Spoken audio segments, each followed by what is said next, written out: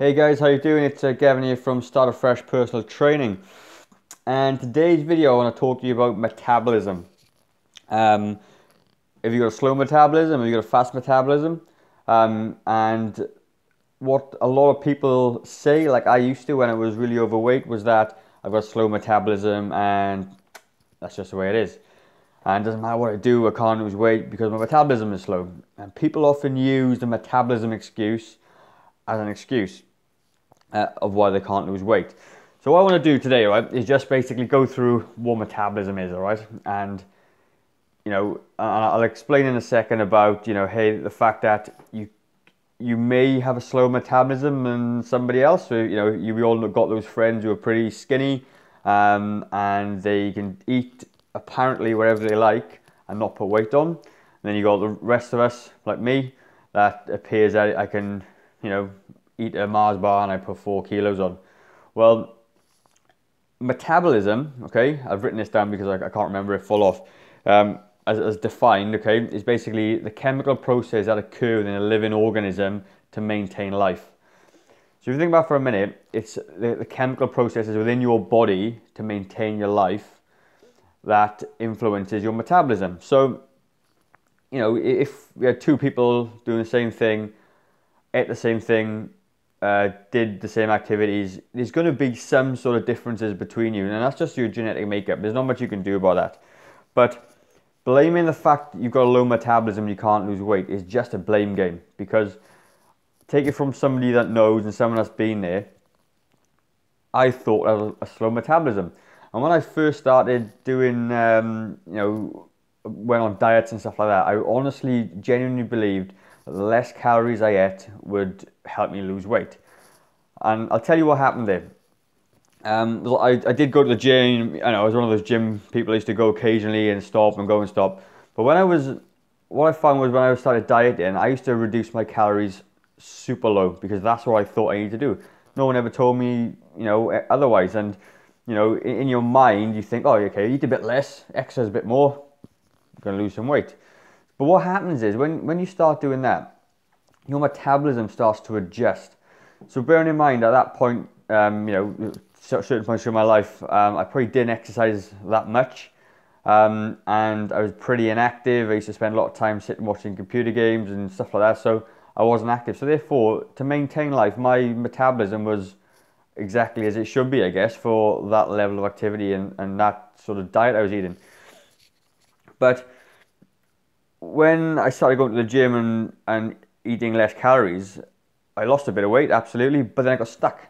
And I thought, well, how on earth, I can't cut my calories anymore because I've eaten next to nothing. I was always hungry, I had no energy.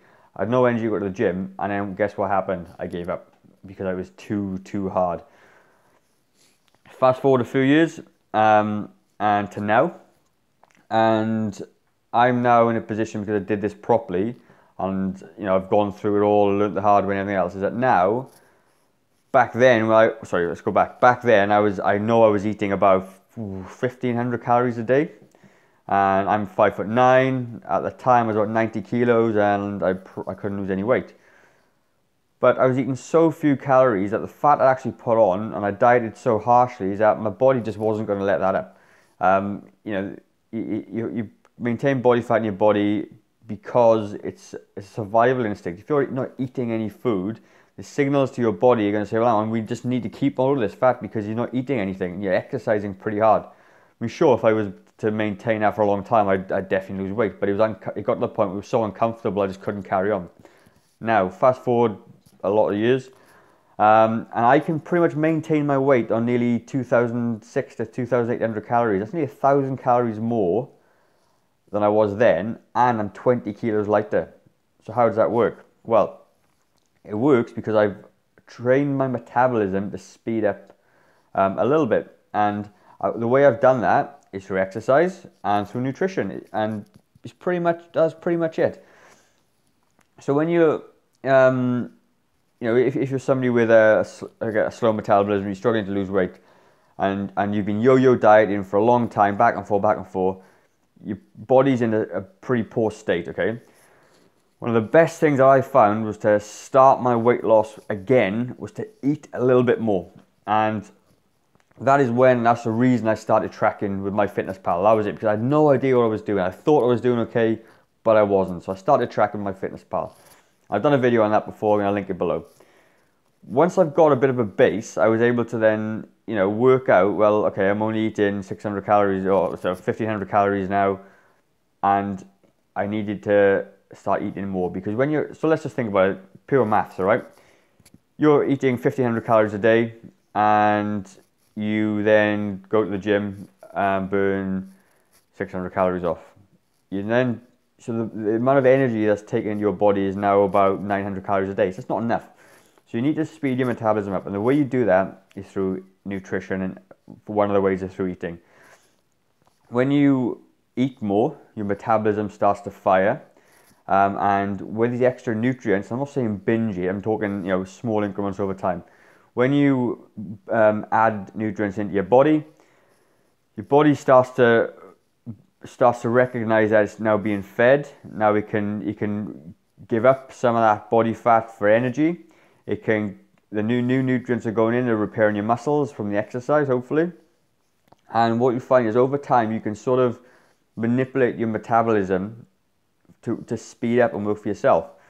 So with regards to exercise as well, when you start weight training, and I'll go back a little, I used to be a massive cardio person, out running, no weight training, or very, very little weight training, didn't know what to do, go in, chuck a few arms around, and that was it. But what happens is when you start exercising with weights and resistance, and I'm not talking massive heavy weights like bodybuilders, I'm talking about resistance on your muscles. So a bodyweight squat is resistance training, a press up is resistance training. Once you start doing that, you then start to build a little bit of muscle. Muscle is an active tissue, all right? Fat is not an active tissue. Fat is very much what's stored after all the other nutrients have been dealt with, and it goes into your body. Once you start exercising with weights, you then start creating little tears in your muscle. That's what the soreness is. And what happens is then your body takes the nutrition that you're taking in and it rebuilds those muscles so they're stronger for next time. Because at the end of the day, you put a load on them, and for them to compensate next time so it doesn't hurt, and for them to be stronger and be more prepared for the next load, you add a bit of muscle. And it's quite a slow process. But once you start adding a couple of kilos of lean muscle, and I'm talking a couple of kilos of your whole body, so a couple of kilos on your body is not going to make you look massive at all. It's not. Because muscle is an active tissue, it requires energy to just survive. Therefore, you've then sped up your metabolism, because now your body has got more muscle on its body. And if you go back to that definition from earlier on, the processes to maintain life, your new muscle needs energy and processes to maintain. So therefore, once you eat a little bit more and you put a little bit more muscle on your body, then your body starts to elevate its metabolism. Now, obviously, if you stop weight training and lost the muscle, then it's only going to go by the muscle you've got. You can be really, really overweight and really fat, but it's not active tissue, it's just sitting there, it's just blubber, it's under your skin. But muscle is very, very different. So when we're talking about exercise, we're looking at compound moves and stuff, you really, really need to get back in there. And in order to manipulate your metabolism in such a way, you need to exercise at a little bit of a higher, more intensity than you're doing. So we talk about high intensity training, and people automatically think, oh, I'm going to be sick, and it's not. It's just basically what you can do. So if you're here and this is what you're always doing, you need to elevate it just a little bit and increase it.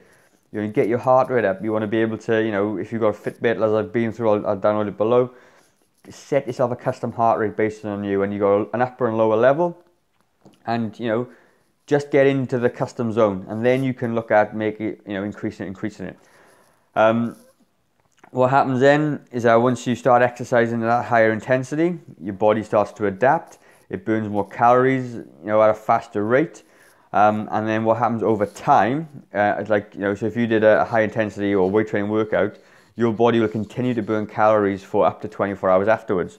Whereas if you do steady state cardio, like jogging or swimming or running, once you finish the workout, the calories stop being burnt, because there was no real intensity involved. It was just more, getting you out of puff. But when you start doing the high intensity stuff, your body needs to recover from the high intensity of the work. And the phrase is called the EPOC effect: exercise, post-oxygen consumption. And what happens with that is that at the end of the day, and for hours after that workout, your body needs to replace the energy it's used, and it uses that in the form of fat. That is why high intensity is banded around as being far superior to weight loss, because it is. But don't think that you're going to have to suffer and be really hard. Yes, you're a challenge yourself. Yes, you got to step outside your comfort zone just a little bit. But you exercise a tolerance level, and when you increase a little bit, you can do a little bit more next time, and a little bit more next time, a little bit more next time. And before you know it, you're doing some pretty hard exercise regimes. But at that point, it's nowhere near as difficult as it would be to go from A, not exercising, to B, super hard exercising. There's a big process in between. Really, really important. Nutrition as well. Nutrition, as I said, I just touched on it short before, will speed your metabolism up. And when you start eating in the right quantities, and you got the right amount of protein, the right amount of fat, the right amount of carbs and fiber in your diet, your body starts to metabolize it and it starts to speed up. So if you were to, for argument's sake, to eat lots of simple carbs, cookies, white bread, flour, those sorts of things, it's very, very easy for your body to digest. It doesn't have to work very hard at all. It just digests it, too much energy, stores it, done, and goes to fat if you're not burning it off through exercise. But when you start eating protein, more importantly, the thermic effect of food, the TEF, you can Google it, there's loads of stuff around about it, it's nothing new I'm making up. Thermic effect of food, protein has the highest thermic effect of food. Therefore, I think off the top of my head, I think it was 30% of the calories that are taken in from protein goes to processing it. So if you're looking at 100 grams of protein food, I think 30% of that is going to go to digestion, because it's hard for your body to digest. So therefore, your body will start to heat up, it'll start to metabolize, it'll start to digest, and it's very, very hard, and it puts your metabolism into a faster speed. So if you were to have people eating calories all from sweets and cookies and stuff, and someone's eating lots of protein, that's why the old paleo thing is really, really good, because your body's struggling to eat a lot of digested protein. And then they talk about ketones and stuff, which is a little bit beyond this video, but that's why it's such a people talk about high fat and protein. But protein is really important, and when you're going through your meals, you really want to be having a good sort of palm size of protein with every meal, and that could be chicken, it could be fish, it could be egg, cottage cheese, tofu. Protein, animal protein is obviously better if you're not vegetarian, but that's what you want to be getting into your diet to speed your metabolism up. So once you start exercising properly and you start eating properly, your metabolism starts to speed up. That is why that's why I'm 20 kilos lighter. I'm eating 1,000 calories more, and it's because I've managed to train my metabolism to speed up. So I could, I can say to people, well, I got a slow metabolism. Well, yeah, maybe it is a bit slower than somebody else. I've got a client of mine at the minute who's doing 3,300 calories. He's about 5% body fat. And he trains the same as me, pretty much. But I couldn't eat what he eats because his metabolism is faster than mine. He's about 20, he's about 15 years younger than me. Obviously plays a part. But it's all about relative to myself. So compared to him, I've got a slow metabolism. But compared to me, back 15 years ago, my metabolism is racing along. So when we talk about metabolism, don't blame your metabolism for your lack of results. You can train your metabolism. And all you need to do is start, making small changes. And I'm not talking about, a 12-week new diet plan, 12-week training plan. Yes, they're good and they work, but they don't work long term, because once you get to the end of that program, then you don't know what to do. You're back to square one again. And usually those 12-week programs are really, really hard to maintain, because they take a lot of effort. They're just the same. And because you haven't learned how to do it, you're just following off a sheet of paper. You need to eat that, eat that, eat that. When you come to outside that bit of paper, you haven't learned how to do it yourself. So that's what I'm all about, is learning to do it yourself, creating good habits that you can implement every single day. And I've talked about it before, but at the end of the day, you can make a spaghetti bolognese 150, 200 calories lighter just by using chicken mince. If you took out the beef, put in the chicken mince, that meal itself would be the same size, the same weight, it would be 200 calories less. More protein, less fat, and straight away you're going to be burning your metabolism up. So taken from this is, guys, is that yes, you might have a slow metabolism compared to other people, and it's usually down to the fact that you chronically dieting. That's one thing. You're very, very inactive, you don't weight train, and your nutrition is terrible. And if that pretty much sounds like you, it's an easy fix. It really is an easy fix. All you need to start doing is start exercising. And I'm going to put 4 exercises below, little video snips of me on YouTube doing a full body workout. And all you need to do is start doing it. Okay, it's not going to take you too long when you're new, or even if you are new. You know, rack up the weights and get it done. With your nutrition, start adding in some protein to all your main meals, your breakfast, your dinner, and your lunch, or lunch and dinner. And you know, I'm not going to link in to protein. You could Google protein on the internet, and you'll find tons and tons of different foods with protein in them. Pick stuff you like, and start incorporating it in your breakfast, your lunch, and your dinner. And yeah. And that's pretty much it for this thing. So that's my, I guess, a bit of a rant, I guess, about metabolism.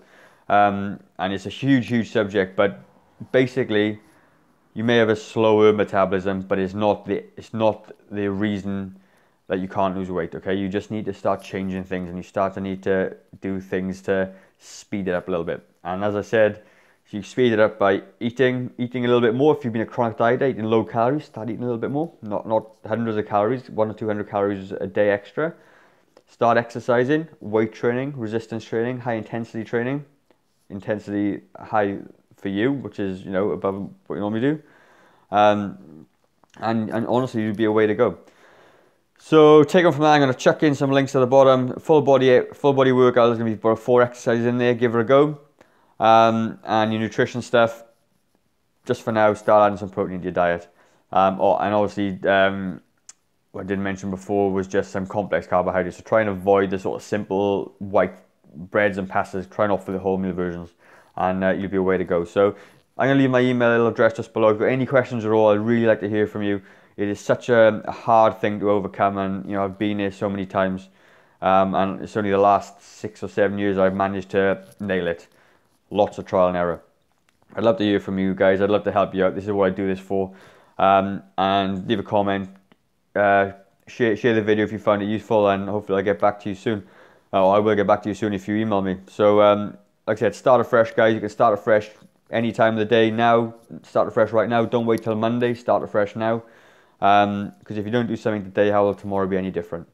Cheers, guys.